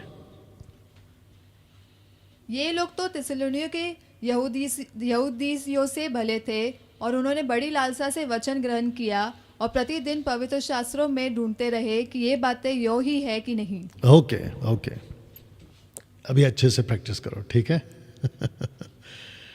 या किससे ढूंढते थे ये लोग? मेरा क्वेश्चन है, कहां से ढूंढते थे? ओके, किसको चेक करते थे? इसको कहते हैं क्रॉस चेक करना। किसको चेक करते थे? पौलुस की बातों को चेक करते थे। तो लिखा है कि शास्त्रों से ढूंढते रहे कि ये बातें यूं ही है कि नहीं। इसका मतलब है कि पौलुस ने कौन कौन सी चीज़ें सिखाई, पौलुस ने वो नहीं लिखा है। पौलुस ने क्या क्या डॉक्ट्रिन सिखाई, ये यहाँ पे नहीं लिखा है। लेकिन ये तो लिखा है कि वो जो भी सिखाता था पौलुस, उसको ये लोग क्या करते थे? थिस्सलुनीके के यहूदियों से भले थे। तो ये यहूदी लड़के क्या करते थे? शास्त्रों में ढूंढते थे। कौन सा शास्त्र है मैं वो भी रखूँगा। शास्त्रों से ढूंढते थे। शास्त्रों से मतलब आप समझ जाओगे जब मैं रखूँगा, उससे ढूंढते थे ये लोग। और जब चेक करते थे तो बोलते थे ओके, पौलुस बिल्कुल सही सिखा रहा है। वैसे ही आप धोखा कब खा जाते हो? मुझे सुनते हो, किसी और को सुनते हो, तो आप धोखा कब खा जाते हो? पता है, आप धोखा खा जाते हो जब आपके पास खुद की बाइबल नॉलेज की बेस नहीं है या बुनियाद नहीं है। आप खुद नहीं पढ़ते तो दूसरों को कहां से चेक करोगे? आपको खुद को नहीं पता है तो कहां से आप पता लगा पाओगे? या दोस्तों कैसा लग रहा है? ओके, और एक वचन रख रहा हूँ, 1 कुरिन्थियों 15:3 लिखा है। अच्छा, ये कौन है? ये भी पौलुस है। पौलुस क्या कह रहा है? कह रहा है कि यीशु मसीह को जो तुम लोगों ने मान लिया, क्या कहता है सुनते, इसी कारण मैंने सबसे पहले तुम्हें वही बात पहुंचा दी जो मुझे पहुंची थी कि पवित्र शास्त्र के वचन के अनुसार यीशु मसीह हमारे पापों के लिए मर गया। किसके अनुसार? पवित्र शास्त्र के वचन के अनुसार। वाह! मुस्लिम्स क्या कहते हैं? कोई प्रूफ नहीं है कि यीशु मरा। वाह बेटा! मुस्लिम्स क्या कहते हैं? आजकल इनका नाटक चल रहा है, कुछ वीडियोस में देख रहा हूँ। कहते हैं कि यीशु जी उठा कहाँ है? तो पौलुस क्या पागल था? जो कि कह रहा है हमने वही बात तुमको पहुंचा दी। लिखा है शास्त्रों के हिसाब से यीशु मसीह हमारे पापों के लिए मर गया, मारा गया, गाड़ा गया। देखो दिक्कत क्या है पता है ना? मैं अभी तक नहीं घुस रहा हूँ इन लोगों के बीच में। मैंने 2-2.5 साल जिनका पोस्टमार्टम किया ना, 20-25 दिन, मैं इनकी वीडियो में नहीं घुसता था। लेकिन जब मैंने घुसा, मैंने देखा इतनी बदतमीजी की है इन लोगों ने, तब इनको एक्सपोज किया। आप खुद जानते हैं इनमें से कोई नहीं टिका मतलब आया ही नहीं सामने, टिकना तो दूर की बात है। एक आदमी कहता है मेरे को 2 घंटा चाहिए। मैंने क्या कहा था, 20 मिनट की औकात नहीं है, 2 घंटा कहाँ से टिकेगा।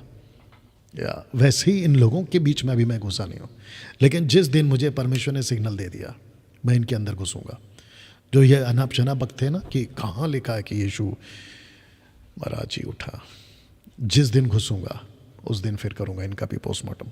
ओके ना दोस्तों, एक स्क्रिप्चर और रख रहा हूं शास्त्र के कनेक्टेड। लूका 24:45 लिखा है कि तब उसने पवित्र शास्त्र बूझने के लिए उनकी समझ खोल दी। किसकी? यीशु के खुद के 11 चेलों की। मैं 11 इसलिए बोल रहा हूं क्योंकि आप जानते हैं यूदास कुरित नहीं है यहाँ पे, ठीक है ना। तो लिखा है कि उनकी समझ खोल दी। 1 सेकंड दीजिए दोस्तों, तब तक आप इसको काम करो, इसको पढ़ो, आपका माइक ऑन करके इसको पढ़ो। परंतु वे मतिमंद हो गए, क्योंकि आज तक पुराने नियम के पढ़ते समय उनके हृदयों पर वही पर्दा पड़ा रहता है, पर वह मसीह में उठ जाता है। हाँ, तो वचन 24 का 45 क्या कह रहा था कि जब तक यीशु ने समझ नहीं खोली, उनकी समझ नहीं खुली। यहाँ पे क्या लिखा है कि जब तक यीशु समझ नहीं खोल रहा है तब तक वो अंधे हैं। और उसका प्रूफ क्या है ये देख लीजिए। वो तो शुक्र है कि पतरस की समझ प्रभु ने खोल दी, लेकिन इनकी क्या करें। लिखा है परंतु वे मतिमंद हो गए, क्योंकि आज तक पुराना नियम को पढ़ते समय उनके हृदयों पर वही पर्दा पड़ा रहता है, पर वह मसीह में उठ जाता है। कौन सा पर्दे की बात कर रहा है? मूसा बाबा ये वही इजरायली लोग हैं जिनके आंखों पे पर्दे पड़े थे, बुद्धि पे पर्दे पड़े थे, लेकिन एक लाइन कहता है पर वो मसीह में उठ जाता है।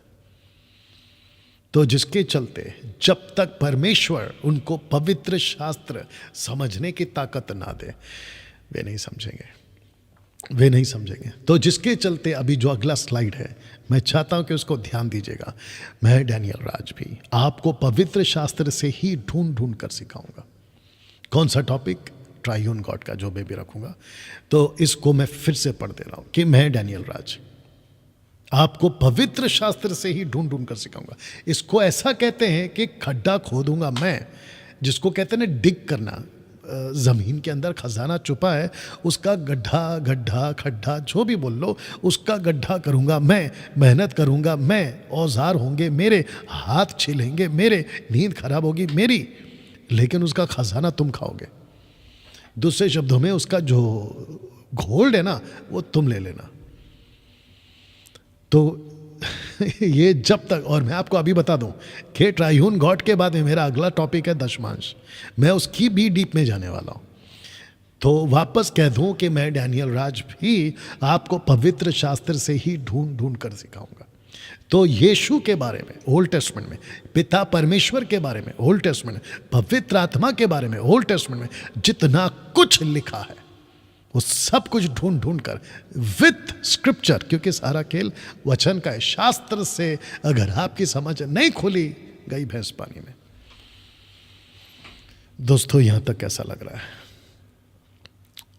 अभी 9:20 हो गए हैं, मैं कुछ 20 मिनट और बात करूंगा, ओके। और जैसा ठीक लगेगा मैं वहाँ पर आपको आज का जो स्टडी है एपिसोड 1 उसको रोक दूंगा, क्योंकि बहुत मसाला है और मैं चाहता हूँ कि बहुत डिटेल में ठहराव के साथ आपके अंदर, आपके जहन में एक एक बात को घुसा दूँ, क्योंकि टॉपिक ज़बरदस्त है।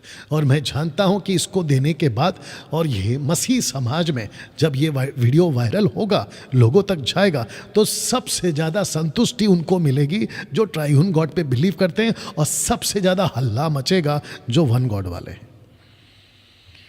और मुझे उससे कोई रद्दी फ़र्क नहीं पड़ता कि वो वन गॉड वाले क्या क्या बकवास करेंगे बाद में, क्योंकि मैं जो रखूँगा ना वो स्क्रिप्चर के साथ रखूँगा।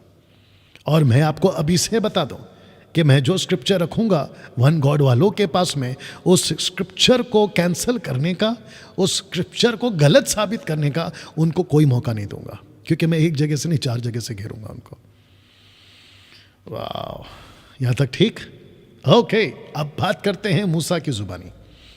लिखा है कि सीने पर्वत से मूसा की जुबानी त्रिएक परमेश्वर का खुलासा। अब हम आ गए हैं अपने डीप वाले पॉइंट पे। इसको कहते हैं कि अब तक हम घर ढूंढ रहे थे, हम अब तक घर ढूंढ रहे थे, अब हमको घर मिल गया है, अब खुलने जा रहा है घर का दरवाज़ा। अब हम अंदर प्रवेश करने जा रहे हैं और अंदर बैठकर हम अच्छे से मटन बिरयानी खाएंगे, दूसरे शब्दों में मीट खाएंगे और प्रभु की संगति करेंगे। Are you ready for this? Okay, तो फिर से कह दो नाउ, आपके मन में प्रश्न ये भी उठ रहा होगा कि डैनियल भाई आपने सीने पर्वत क्यों लिखा है, मतलब माउंट ज़ाइन क्यों लिखा है, सीने पर्वत क्यों लिखा है? तो मैं आपको बता दूं कि मूसा का वक्त ज़्यादातर बीता था सीने पर्वत पर। उसको बातें परमेश्वर करता था सीने पर्वत पर। और मैंने आपको यह भी बताया था बुक ऑफ गलेशियन से कि मूसा, माफ़ करना, पौलुस को भी यही पता चला गमलीएल के टीचिंग से, ओल्ड टेस्टमेंट की शिक्षाओं से, और उसको लगा कि अगर मूसा से परमेश्वर सीने पर्वत पर, अरब का सीना पहाड़ आपको पता होगा 4 अध्याय में, अगर वहाँ से उसको मिला तो उसने बोला मैं भी वहीं पे जाऊँगा और वहाँ पे संगति करूँगा, या वहाँ से मैं परमेश्वर की आवाज़ को सुनूंगा। लेकिन आज आपको और मुझको किसी प्रकार से अरब कंट्री में जाने की जरूरत नहीं है, क्योंकि माउंट ज़ाइन अरब कंट्री में, मिडल ईस्ट में। आपको नहीं जाना है, आप जहाँ हो वहीं परमेश्वर आपका जगह है, या वहीं से परमेश्वर बात कर सकता है। अद्भुत है नहीं? चलिए, तो सीने पर्वत से क्यों? क्योंकि परमेश्वर ने यहाँ पर उसको बहुत सारी बातें करी थी। तो मूसा की जुबानी, त्रिएक परमेश्वर का खुलासा। वाह, are you ready for this? Okay, तो सबसे पहले मैं चाहता हूं कि ये चित्र देख लो आप। जी, मैं जितना कोशिश कर सकता हूं उतना कोशिश करके आप लोगों के लिए मैसेज को कनेक्ट करा सकूं, ऐसी बातें आपके बीच में रखूंगा। तो सबसे पहला है तोरा, और उसके बाद में है पेंटाट्यूक। पेंटाट्यूक, पेंटाट्यूक, पेंटा का मतलब होता है 5, पेंटाट्यूक, ओके, अरब इब्रू लैंग्वेज में तोरा। साथ ही साथ जिसको कहते हैं 5 किताबें, पेंटाट्यूक जिसको कहते हैं, वो रही ये वाली, उत्पत्ति, निर्गमन, लेवी व्यवस्था, गिनती, व्यवस्था, विवरण, जेनेसिस, एक्सोडस, लेविटिक्स, नंबर्स, डिटरनॉमी, ये 5 किताबें। तो जिसके चलते मूसा को ये 5 किताबें परमेश्वर ने दी और उसको कहा कि तुम ये लिखो। अब साथ ही साथ आप ये माउंट ज़ाइन देख रहे होंगे, जितना पिक्चर मुझे मिल सका मैंने आपके लिए रखा है। ये पिक्चर ये बताता है, क्योंकि उस वक्त में तो फोटोग्राफी नहीं होती थी और किसी के पास में फ़ोन थोड़ी था कि जो रिकॉर्ड करते बैठे या फ़ोटो खींचते बैठे। तो आकलन किया गया, एनालाइज किया गया, क्या कहते हैं उसको, इमेजिन किया गया, कल्पना किया गया कि ऐसा कुछ होगा।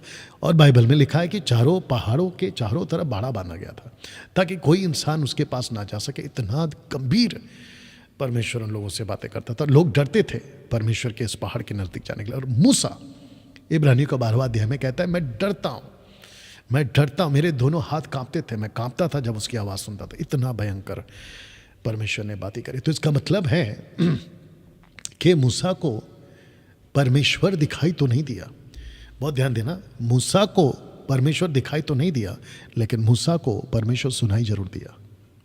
तो एक होता है दिखाई देना और दूसरा होता है सुनाई देना। तो दिखाई तो नहीं दिया लेकिन सुनाई दिया। और आप जानते हैं परमेश्वर ने मूसा को जब अपनी बात करी तो वहां 3 आवाजें थी। वाह अब कोई अधूरा ज्ञान वाला और मिल्क ड्रिंकिंग वाला, मैं तो पहले ही बोल चुका हूँ, उसको मेरी बातें समझ में नहीं आएगी, तो मैं उसको जवाब भी नहीं देना चाहूँगा। लेकिन आप लोगों के नॉलेज के लिए बता दूँ कि परमेश्वर ने अपनी पहचान 3 आवाज़ों में, या 3 ट्राइयून गॉड या गॉड बीइंग जिसको कहते हैं, मूसा को पता चल गया था कि ये एक नहीं है, ये 3 है, ये एक नहीं, ये 3 है। और वक्त वक्त पर परमेश्वर ने, परमेश्वर पिता ने, परमेश्वर पुत्र ने, परमेश्वर पवित्र आत्मा ने, ओल्ड टेस्टमेंट में तीनों का नाम क्या मैं वो भी बताऊंगा। इनको मूसा सुनता रहा। तो जिसके चलते ये 5 किताबें, जिसको कहते हैं तोरा, पेंटाट्यूक जिसको कहते हैं, ये 5 किताबें, उत्पत्ति कहती है सृष्टि की उत्पत्ति की पुस्तक, निर्गमन कहता है मिस्र से बाहर निकालने की पुस्तक, लेवी व्यवस्था कहती है लेवियों के गोत्र के याजक की सेवा, गिनती कहता है इजरायलियों के लोगों की जनगणना की पुस्तक, व्यवस्था विवरण कहता है कि नियमों की पुस्तक, ऐसा करना वैसा करना, ये सारी चीज़ें। तो ये 5 किताबें। अब जरा जो नीचे लाइन आ रहा है ना उसको भी देख लीजिएगा।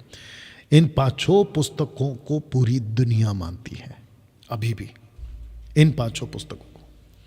सबसे बड़ा रिलीजन कौन है आज की तारीख में? क्रिश्चियंस। सेकंड कौन है? इस्लाम, मुस्लिम।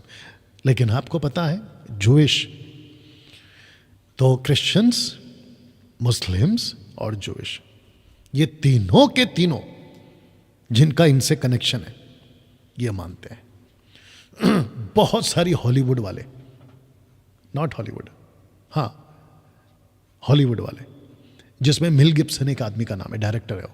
उसने कौन सी मूवी बनाई थी अभी लेटेस्ट वाली, मतलब कुछ 5-6 साल पहले, पैशन ऑफ क्राइस्ट। उसके पहले कौन सी बनाई थी, 10 कमांडमेंट्स, वो मानता था। साथ ही साथ जितने भी बॉलीवुड के एक्टर्स हैं ये सब के सब जानते हैं कि आदम कौन है, सृष्टि क्या हुई थी, सब। और जो खुद को सनातन कहते हैं ना, जो खुद को कहते हैं ना कि हम सनातन के ठेकेदार हैं, उनकी खुद की भी किताबों में और उनके खुद की भी जबानों में आपको इनका जिक्र मिल जाएगा। तब जाकर मैंने क्या कहा, इन 5 पुस्तकों को पूरी दुनिया मानती है। साथ ही साथ बहुत ध्यान दीजिएगा, साथ ही साथ आपके बीच में मैं कुछ बातों को रख दे रहा हूं। साथ ही साथ आपको पता है इन 5 किताबों को लेकर आगे जितने भी भजनकार, जितने प्रॉफिट्स, जितने किंग्स, उन सब ने इन 5 किताबों को ही अपने जीवन को जीने का, परमेश्वर को समझने का सूत्र बनाया या जरिया बनाया। तो जिसको कहते हैं मूसा का तोरा, पेंटाट्यूक, उत्पत्ति, निर्गमन, व्यवस्था, गिनती, व्यवस्था, और ये उसका जिक्र है। नाउ इसको समझिए। वक्त को ध्यान में रखूंगा, लेकिन क्योंकि ये एपिसोड नंबर 1 है, इंट्रोडक्शन का एपिसोड है, इसको मैं बहुत इंटरेस्टिंग बना रहा हूं ताकि आगे की जो नेक्स्ट एपिसोड आएगी आपको उसका वैल्यू पता चल जाए कि अगर एक ऐसा है तो 2 कैसे होगा, अगर 2 ऐसा है तो 3 कैसे होगा। ओके, सुनते हैं और जानते हैं कि क्या है लिखा है, इसको समझिए। किसको समझिए? आदम से लेकर मूसा तक कोई व्यवस्था नहीं थी।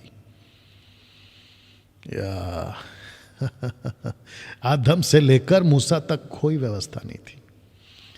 व्यवस्था का मतलब आप समझते हैं, या जो मैंने अभी आपको बताया, पेंटाट्यूक, तोरा नहीं था, आदम के पास नहीं था। तो आदम से नूह तक कोई व्यवस्था नहीं, नूह से यूसुफ तक भी कोई व्यवस्था नहीं।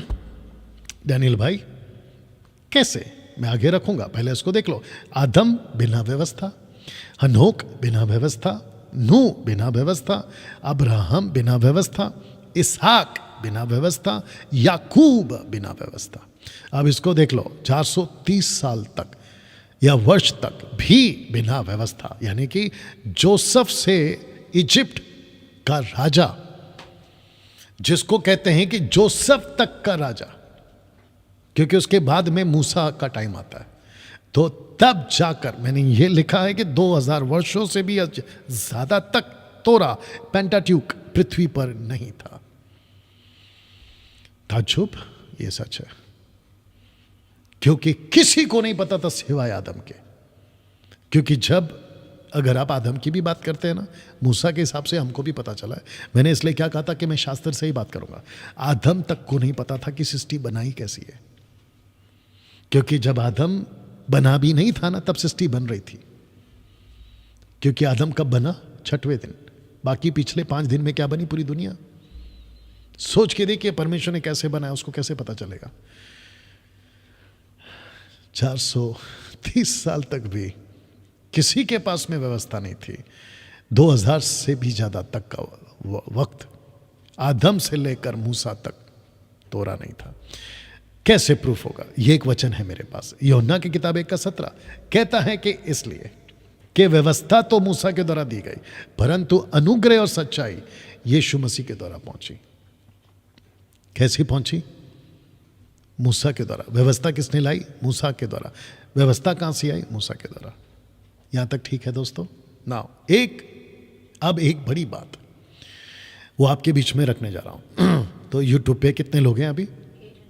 ओके, और यहां पर है 460, तो वही मतलब 1300-1200 के आसपास आप लोग अभी मुझे देख रहे हैं। मैं सबका वेलकम करता हूं और साथ ही साथ आखिर तक बने रहिए। और मैं जानता हूं कि आप लोग बहुत कुछ सीख रहे हैं, और जितने देख रहे हैं, आपका जो फेसबुक पे जो हरकत होता है वो थोड़ा सा बंद हो गया है। आपका थंब, हार्ट सब चलता रहे मसीह जनता हैशटैग के नाम पे। ओके, अब एक बड़ी बात ध्यानिल भाई क्या है? लिखा है कि पूरे बाइबल में कभी भी किसी ने कहा, नहीं कहा। फिर से पढ़ दे रहा हूं कि पूरे बाइबल में कभी भी किसी ने नहीं कहा कि मैंने परमेश्वर को देखा है कि वो कैसा है या कैसा दिखता है। ओ वापस बोल दूं कि पूरे बाइबल में कभी भी किसी ने नहीं कहा कि मैंने परमेश्वर को देखा है कि वो कैसा है या कैसा दिखता है। वो चाहे मूसा की 5 किताबें हों, नबियों की किताबें हों या कोई और किताबें हों, कभी किसी ने नहीं कहा कि मैंने परमेश्वर को देखा है या वो कैसा दिखता है। ओके, मैं चाहता हूं कि एक स्क्रिप्चर जो अभी मुझे याद आ रहा है, जो मैंने यहां पे नहीं डाला, और वो है प्रकाशित वाक्य उसका 4 अध्याय, वचन 1 से पढ़िए। Revelation chapter 4 verse 1। जी। इन बातों के बाद जो मैंने दृष्टि की तो क्या देखता हूँ कि स्वर्ग में एक द्वार खुला हुआ है, जी। और जिसको मैंने पहले तुरी के से शब्द से अपने साथ बातें करते सुना था, जी। वही कहता है, यहाँ ऊपर आ जा, जी। और मैंने बातें तुझे दिखाऊंगा, ठीक से पढ़ना है आपको। और मैं वे बातें तुझे दिखाऊंगा जी। जिनका इन बातों के बाद पूरा होना अवश्य है। हाँ। तुरंत मैं आत्मा में आ गया, जी। और क्या देखता हूँ हाँ। कि एक सिंहासन स्वर्ग में रखा है। ओके, एक एक करके जाएंगे। तो लिखा है कि सिंहासन स्वर्ग में रखा है, रखा है, और उस सिंहासन पर कोई बैठा है। कोई बैठा है। शब्द को ध्यान देना, कोई बैठा है।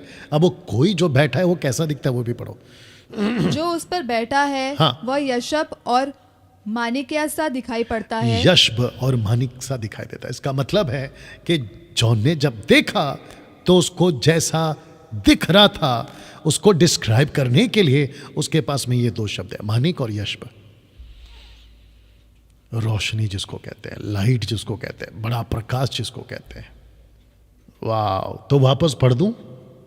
अब एक बड़ी बात जो आपने कभी गौर नहीं की होगी, जो आज आप गौर करेंगे। पूरे बाइबल में कभी किसी ने नहीं कहा कि मैंने परमेश्वर को देखा है कि वो कैसा है। और आपको पता है ना, यूहन्ना 1:18 क्या कहता है कि परमेश्वर को किसी ने नहीं देखा, लेकिन जिसने देखा है वो एकमात्र पुत्र यीशु है, जिसने उसको पृथ्वी पर प्रकट किया। क्या बात है दोस्तों, जिसने उसको प्रकट किया। या ना वो चाहे मूसा हो, मूसा की 5 किताबों में हो, नबियों की किताबों में हो या कोई और किताबों में हो, द ऑलमाइटी गॉड जिसको हम पिता परमेश्वर कहते हैं, उसको कभी किसी ने नहीं देखा। लेकिन उसी पिता परमेश्वर को यह अच्छा लगा कि जिसने मुझे कभी नहीं देखा, पूरी दुनिया के प्लैनेट में जितने भी इंसान थे तब भी, अब भी और आगे भी, जिसने कभी नहीं देखा, उस परमेश्वर को अगर किसी ने प्रकट किया है ना पृथ्वी पे, तो वो एक ही है और उसका नाम है यीशु। और जिसका मैं सेवक घमंड करता हूं, जिसके पीछे चलना मैं घमंड करता हूं। मैं एक ऐसे परमेश्वर की आराधना करता हूं, बहुत ध्यान से सुनिएगा, जो ना पत्थर है लेकिन पत्थर को बनाने की ताकत रखता है, ना पेड़ है लेकिन पेड़ को बनाने की ताकत रखता है, ना पहाड़ है क्योंकि हम पहाड़ों की पूजा नहीं करते, लेकिन वो पहाड़ को बनाने की ताकत रखता है। मैं नदी की पूजा नहीं करता, लेकिन जिसकी पूजा करता हूँ वो नदी को बनाने की ताकत रखता है। मैं आकाश की, सृष्टि की, सूरज की, चांद की, किसी की आराधना नहीं करता, ना ही करना चाहूँगा, ना ही करना चाहिए, क्योंकि जिसकी मैं आराधना करता हूँ वो सब कुछ को बनाने की ताकत रखता है। कैसा लग रहा है दोस्तों? या सी या ऐसा क्यों? बड़ा सवाल। ऐसा क्यों? बड़ा सवाल। क्या आप तैयार हैं इसको सुनने के लिए? वो इसलिए क्योंकि परमेश्वर ने कभी भी खुद को पूरी तरह से प्रकट नहीं किया था।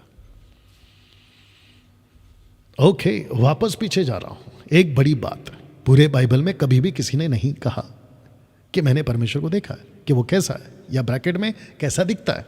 वो चाहे मूसा की 5 किताबों में हो, नबियों की किताबों में हो या कोई और भी किताबों में हो। ऐसा क्यों? बड़ा सवाल है। वो इसलिए क्योंकि परमेश्वर ने कभी भी खुद को पूरी पृथ्वी पर या पूरी तरह से प्रकट नहीं किया। नहीं किया। वाह दोस्तों, कैसा लग रहा है? अभी कुछ बातें आपके बीच में रखकर मैं आगे जाना चाहूँगा। ओके, अभी तक ठीक लग रहा है आपको? बातें सीख रहे हैं आप लोग? ओके, जितने फेसबुक और यूट्यूब पर हैं, मैं चाहता हूं कि फिर आपको याद दिला दूं कि कल ठीक रात 8 बजे आपको फिर जुड़ना है इसका पार्ट 2, एपिसोड नंबर 2। और मैं आपको अभी से बता दूं कि अभी जो रखूंगा वो तो मज़ेदार है ही, आगे कल वाला भी ज़बरदस्त होने वाला है। तो जिसके चलते ऐसा क्यों बड़ा सवाल है, वो इसलिए क्योंकि परमेश्वर ने कभी भी खुद को पूरी तरह से प्रकट नहीं किया, और ये सच है। ओके, मूसा एक बात बोलता है, किससे रिलेटेड? इनसे रिलेटेड, इससे रिलेटेड। मूसा एक बात बोलता है, आइए सुनते क्या बोलता है। मूसा कहता है, व्यवस्था विवरण 29 डिटोनॉमी 29 गुप्त बातें हमारे परमेश्वर यहोवा के वश में है, परंतु जो प्रकट की गई है वे सदा के लिए हमारे और हमारे वंश में रहेंगी। तो इसका मतलब क्या है? परमेश्वर ने कभी भी खुद को प्रकट पूरी तरह से नहीं किया, या खुद को रिवील नहीं किया, किसी को भी नहीं किया। वो चाहे मूसा हो, वो चाहे जोशुआ हो, वो चाहे एलिशा हो, एलिया हो, कोई भी हो, और जितने भी प्रॉफिट माइनर मेजर और न्यू टेस्टमेंट के, किसी को परमेश्वर ने, सबने सुना, परमेश्वर को सुना। न्यू टेस्टमेंट में परमेश्वर ने 3 बार बात करी, मत्ती 16, Luke 9:12, John chapter 12 verse 26 to 30। ये 3 जगह पे परमेश्वर ने खुद को सिर्फ सुनाया, मुझे सुनो, मुझे सुनो। और क्या सुनाता था? जब वो बात करते थे, परमेश्वर पिता कहता था ये मेरा बेटा है जिससे मैं खुश हूँ, यूहन्ना 3:16। क्या कहते थे? ये मेरा बेटा, इसकी सुनो, लूका 9:12, माफ़ करना 9:35, यूहन्ना की किताब उसका 12:28 से 30 तक में, ये मेरा बेटा है, इसकी मैं महिमा करूँगा। इसका मतलब है कि वो आवाज़ थी, यीशु खुद कहता है, मेरे लिए नहीं तुम्हारे लिए थी। वाह, कैसा लग रहा है दोस्तों? सी, तो मूसा कहता है इजरायलियों को, अब ये चित्र रखकर आपको समझाने की कोशिश कर रहा हूं, कहता है कि उसने कभी भी खुद को पूरी तरह से रिवील नहीं किया। नाउ इसको सपोर्ट करने के लिए कुछ स्क्रिप्चर्स आपके बीच में रख रहा हूं। 1 कुरिन्थियों 13:12 कहता है कि अब हमें दर्पण में धुंधला सा दिखता है या दिखाई देता है, परंतु वो समय या उस समय हम आमने सामने देखेंगे। इस समय मेरा ज्ञान अधूरा है, परंतु उस समय ऐसी पूरी रीति से पहचानूंगा जैसा मैं पहचाना गया हूं। वाह! तो इसका मतलब है कि परमेश्वर ने बहुत सारी बातें गुप्त में रखी। यहां सब ठीक है? ओके, दूसरा वचन 1 यूहन्ना 3:2, 1 जॉन चैप्टर 3 वर्स 2 कहता है कि हे प्रियो, अभी हम परमेश्वर की संतान हैं, अब तक ये प्रकट नहीं हुआ कि हम क्या कुछ होंगे। इतना जानते हैं कि जब वो प्रकट होगा तो हम भी उसके समान होंगे, क्योंकि उसको वैसा ही देखेंगे जैसा वह है। जब वो प्रकट होगा तब उसको वैसा ही देखेंगे जैसा वो है। वाह, देखेंगे जैसा वो है। You understand? इसका मतलब है कि बहुत सारी बातें प्रकट नहीं की गई है। दूसरा पत्रस 1:21, आइए सुनते हैं। क्योंकि कोई भी भविष्यवक्ता मनुष्य की इच्छा से कभी नहीं हुआ, पर भक्त जन पवित्र आत्मा के द्वारा उभारे जाकर परमेश्वर की ओर से बोलते थे। तो इसका मतलब है कि परमेश्वर, क्या हो गया? हाँ, जो भी है, परमेश्वर क्या करता था? जो भविष्यवाणियां करते थे मनुष्य, उनको उभारता था पवित्र आत्मा के द्वारा, और फिर वो बोलते थे। ओके ना दोस्तों, मैं चाहता हूं कि अब यहां से आपके बीच में कुछ बातों को रखूंगा, लेकिन वो जो बातें हैं ना, उसको कंप्लीट करूंगा कल, और शुरुआत करूंगा कल। तो वो क्या है? लिखा है कि आइए मूसा के हिसाब से ट्राइयून गॉड के कॉन्सेप्ट को समझते हैं। स्पेलिंग ठीक है? कॉन्सेप्ट को समझते हैं, क्योंकि मूसा 2000 साल की पूरी सृष्टि की घटना को लिखता है। मूसा से पहले जो 2000 साल का वक्त बीता था, आदम से मूसा तक का 2000 का साल का जो वक्त बीता था, मूसा उसको सीने पर्वत पर लिखता है। वो इसलिए लिखता है क्योंकि परमेश्वर उसको सुनाता था, ये लिखो, ये लिखो, ये लिखो, उसको लिखता था। तो उसके हिसाब से कहता है कि मूसा के कॉन्सेप्ट को समझते हैं जो मूसा ने लिखा। क्या मूसा ने, ये शब्द को ध्यान दे दो, और मैंने क्वेश्चन मार्क डाला है, क्या मूसा ने ट्राइयून गॉड को देखा था? Question mark. क्या मूसा ने अपनी 5 पुस्तकों में कुछ लिखा था? Question mark. लेकिन पहले इसको समझिए। अब ये क्या है जो समझना है? अगर मैं इसको अभी शुरू करूंगा, लेकिन पहले इसको समझिए। इसको हम बना के रखेंगे सस्पेंस, इसको हम बना के रखेंगे कल के एपिसोड के लिए उत्साह करने के लिए, या फिर एक होता है ना कि अब क्या होगा, नेक्स्ट क्या होगा, इसको ऐसा रखा हूं मैंने। ठीक है, तो मुलाकात होगी कल। आज के लिए पहला एपिसोड यहां पे समाप्त करता हूं। भविष्य में 20 साल, 30 साल, 40 साल, जब भी आप लोग वीडियो देखोगे तो पहला एपिसोड यहाँ पे रुका है। और पहला एपिसोड कहाँ पे शुरू हुआ था? शास्त्र को इंपॉर्टेंट देते हुए। तो त्रिएक परमेश्वर बाइबल में है। त्रिएक शब्द नहीं है, लेकिन त्रिएक परमेश्वर है। यीशु ने कभी नहीं कहा कि मैं गॉड हूं, लेकिन यीशु गॉड है। तो मुझे आपके हिसाब से जो आपको सुनना ठीक लगता है वो बाइबल में नहीं मिलेगा, और ना ही मैं वैसा बताऊंगा। बाइबल में जैसा लिखा है वैसे मैं आपको बताऊंगा। परमेश्वर तीन है, मतलब तीन व्यक्तित्व। हालांकि परमेश्वर एक है, गॉड बीइंग जिसको कहते हैं, परमेश्वर जिसको कहते हैं एलोहिम, वो है। लेकिन आप अगर ये कहोगे कि तीनों एक साथ का है, ये तुम्हारी मूर्खता है और तुम बच्चे टाइप वाला सवाल कर रहे हो। तो दोस्तों मिलते हैं कल, यहां से शुरू करूंगा। ओके, आइए प्रार्थना करते हैं। सृष्टिकर्ता पिता, तेरा धन्यवाद स्वामी।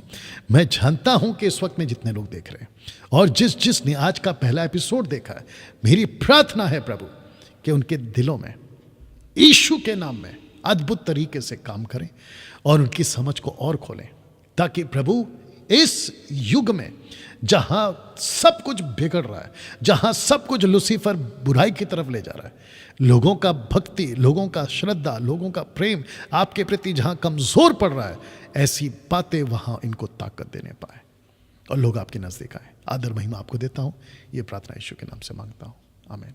चलिए दोस्तों, रिक्वेस्ट इतना करूंगा, ये एपिसोड नंबर 1 को जब ये वीडियो अपलोड हो जाए, एडिट वीडियो भी अपलोड होगी, तो इसको जितना हो सकता है शेयर करें। कल ठीक रात 8 बजे से पहले सबको इनवाइट करने का कॉन्सेप्ट बना के रखें, वीडियो शेयर करने का दिमाग में रखें, अपनी मोबाइल बैटरी को अच्छा चार्ज करें और आपका डेटा भी मजबूत रखें। मिलते हैं कल ठीक रात 8 बजे। अपना ख्याल रखें। जय मसीह।